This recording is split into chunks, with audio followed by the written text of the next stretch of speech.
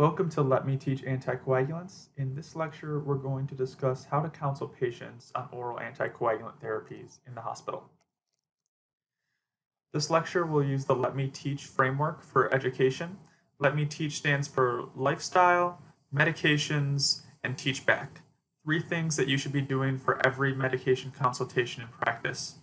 Not every disease state has evidence-based lifestyle recommendations, but many do. When you counsel a patient on a medication, you should always consider how lifestyle interventions might also help the patient and actually are often more effective than medications in a number of disease states, including hypertension and a lot of cardiovascular diseases. Then you want to consider the medication components. There's a lot that you can tell patients about their medications, but at a bare minimum, you should discuss the medication name, the expectations or purpose of the medication, why the patient should want to take it, the dose and frequency of the medication, the duration, how long the patient will likely need to be on this medication, and any pertinent side effects. At the end of the consultation, you should use the teach back technique, avoiding monologues at all costs. So we want to make this more of a conversation and give the patient the information that he or she wants, and we should use the teach back technique so we can identify any gaps in understanding and correct them at the time of counseling. So anticoagulants, also known as blood thinners, are very commonly used primarily for the prevention of cardioembolic strokes in arrhythmias such as atrial fibrillation and atrial flutter, or for the prevention or treatment of VTE, venous thromboembolism, which encompasses both PE and DVT. There are three types of oral anticoagulants in common use. The first is the oldest medication, warfarin, the vitamin K antagonist. Then there are the direct oral anticoagulants, apixaban, edoxaban, and rivaroxaban, with potentially more coming, and the direct thrombin inhibitor, dabigatran. You can remember easily between the factor Xa inhibitors because they have the prefix oxa in them, or suffix, sorry, factor Xa, and the direct thrombin inhibitor starts with a D.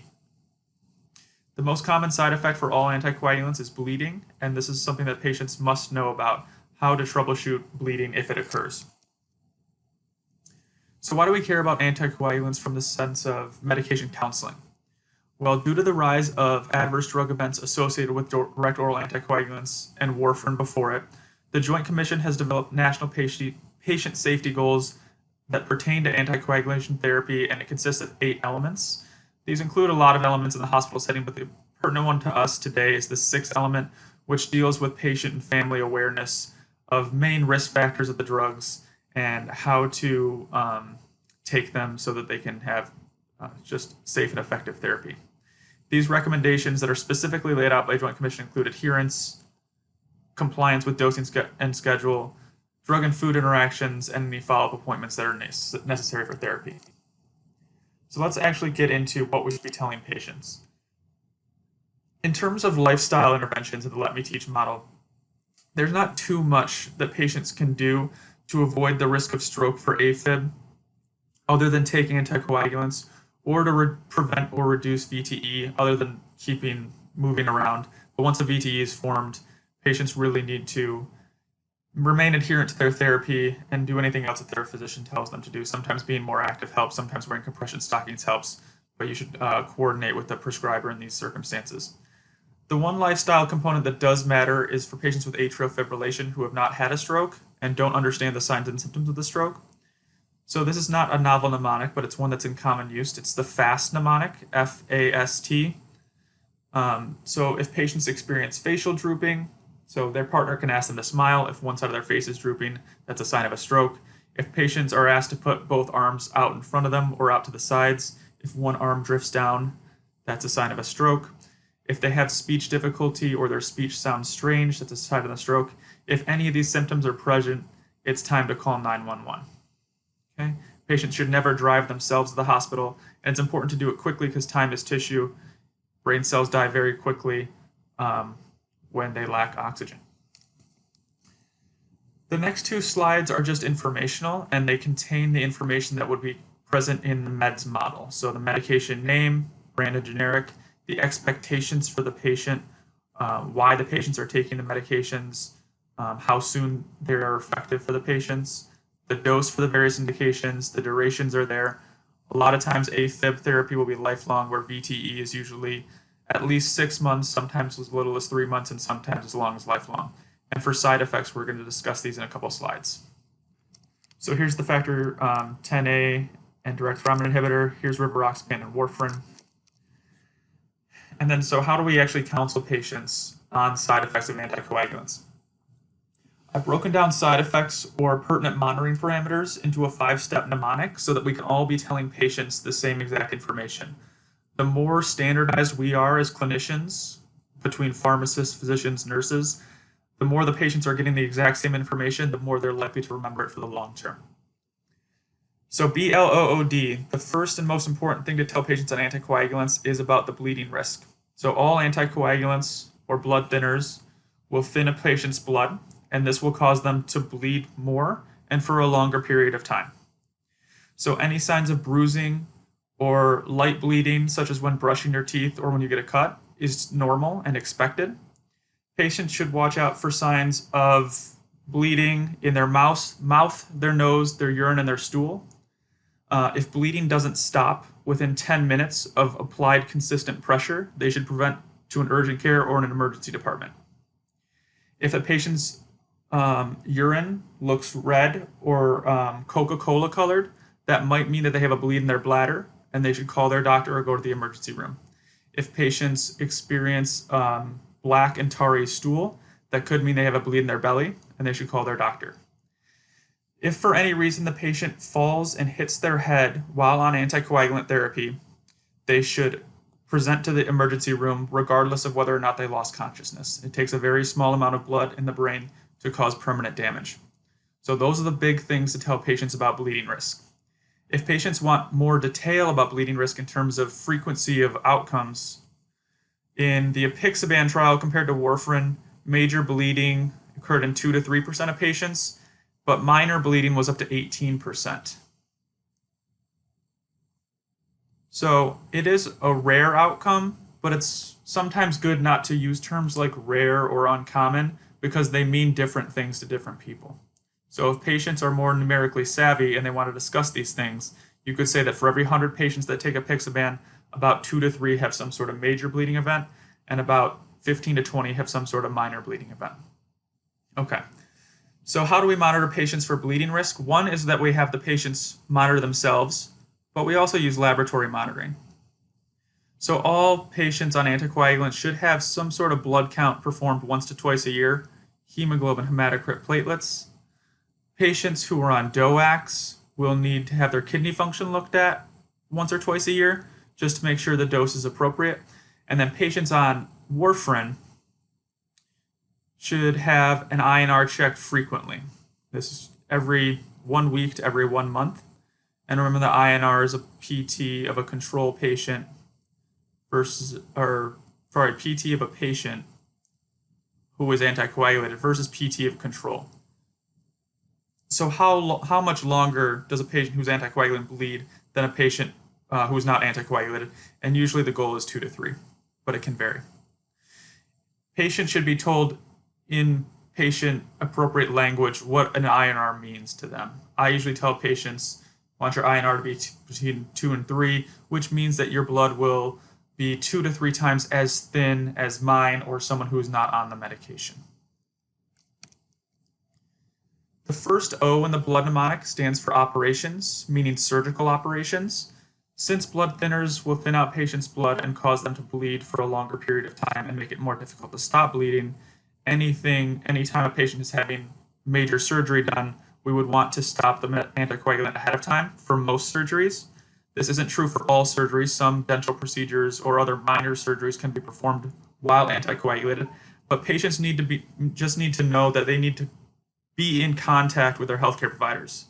If they have a surgery coming up, they need to talk to their dentist, their doctor, and their pharmacist to make sure that they know when and if to stop an anticoagulant and when to resume that anticoagulant after the surgery.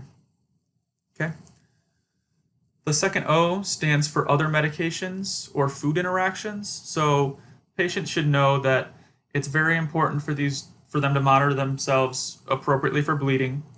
And it's very important that they know that other things can interact with how thin their blood is. Some things when they take it will increase the amount of anticoagulant in their blood and cause them to have more bleeding. Some things will decrease the concentration of medication in their blood and cause them to be predisposed to clotting. This is most important for warfarin in terms of dietary counseling with vitamin K containing foods. And patients really just need to be notified that they need to keep their greens consistent.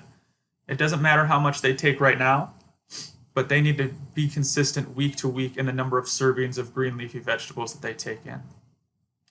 For all anticoagulants, warfarin and the DOACs, there are certain medications that patients need to know to avoid. So if patients are in pain, they should not take over-the-counter aspirin or over-the-counter NSAIDs. Instead, they should take Tylenol if possible. Also, anytime that they start a new medication, they should have their doctor and pharmacist both check the rest of their medication list to ensure that there's not a drug interaction to keep the patient safe. And then finally, the last thing that we want to tell patients is how to deal with missed doses. Adherence is extremely important with anticoagulants, so patients should understand that they're only protected from stroke and VTE as long as there's consistent medication in their bloodstream. If they miss doses, they put themselves at risk. So it's important to remain adherent. And if they miss a dose, they should know that they should never double up. Never double up. There's specific guidance and package inserts for all the anticoagulants, but in general, the rule is that if you're more than halfway to the next dose, you skip that previous dose and you just go on with your schedule as normal. So for warfarin, every 24 hours, if you're already 13 hours to the next dose, you just miss that last one and you take your next dose as scheduled the next morning. If it's apixaban, every 12 hours, if you're already 6 hours to the next dose, you missed that last one. It's no big deal. Don't take an extra. So putting this all together, we did the Let Me Teach. We talked about lifestyle. We talked about meds. And then the S component, the side effects, is this blood mnemonic. Patients should know about bleeding risk and how to manage it. They should know about laboratory monitoring to expect. They should know that if they have to have an operation, they need to be in close contact with pharmacists and doctors to make sure that they are appropriately stopping their medication when they need to and restarting it. They should know which medications and foods to avoid or how to take food consistently, and they should know what to do in case of missed doses. The last part of the entire framework is the teach-back method. This is the classic phrase. Just to make sure I didn't leave anything out, please tell me how you're going to use your, oops, this says diuretic. That's a clear error. Anticoagulant medication. So just to make sure I haven't left anything out, put the onus on yourself for being a bad teacher. Don't put the onus on a patient for being a bad student. Please tell me how you're going to use your anticoagulant medication. It's very difficult for a patient to just regurgitate everything that you just told them, so you can be targeted with your teach-back. You could say, just to make sure I haven't left anything out, I'm going to ask you a couple of questions to make sure that your understanding is there. So what is this drug? How many times a day are you going to take it? What side effects are you going to watch out for? If you have an upcoming surgery, what are you going to do? If you're in pain and you're on this medication, what sort of over-the-counter products are you going to avoid? That way, it's not as much on the patient to kind of echo back to you the 15 minutes of counseling that you just gave them. Okay. So putting it together, if you had a new prescription for a patient with Eliquis, 5 milligrams POBID, and AFib, which is lifelong therapy, you would first greet the patient, tell them the purpose of your discussion. You would talk a little bit about lifestyle monitoring. Because you have atrial fibrillation, it puts you at risk of stroke. Here are the signs and symptoms of the stroke, FAST, when to go to the hospital and call 911 if you experience any of these symptoms. Now a little bit about your medication. It's called apixaban or Eliquis. It's a blood thinner. You're taking it because it reduces your risk of stroke from AFib. It is given as a 5 milligram tablet twice daily, and it's likely that you'll be on the medication lifelong because stroke risk from AFib tends to increase over time instead of decrease. And there are a number of side effects that I want you to tell you about. And then you talk about bleeding risk, laboratory monitoring, operations, other medications, and doses missed. And then you do the teach-back technique. Just so I can ensure that I didn't leave anything out, will you please tell me what you understand about this medication? And you go through, if patients have gaps in their understanding, you fix those gaps, and then you move on. Some final tips, just general counseling points. You want to stay as open-ended as possible. You don't want to just monologue at a patient. They'll tend to turn off. There's a statistic in the counseling literature which essentially says that patients will only remember 50% of what you say, and 50% of what they remember will be misremembered.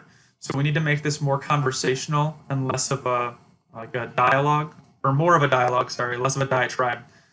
So some people like to use the Indian Health Services method. It's better for the community setting, but it can help guide your thoughts. What were you told this medication is for? If they don't know, then you say, well, it's Eliquis and it's for this. How were you told to take it? Then you talk about dosing and duration. What were you told to expect? Then you talk about side effects. If patients are numerically savvy and they want frequencies for their adverse effects, we talked about this in a couple of slides ago, try to use quantitative rather than qualitative frequencies. Patients will differ in what they prefer, but if patients want numbers, then use natural frequencies. Say, every 3 patients in 100 experience a major bleed versus 3%. It's easier to understand. And that is it. Please direct any questions to pillburden@gmail.com or come see me in the hospital. Thank you for your attention.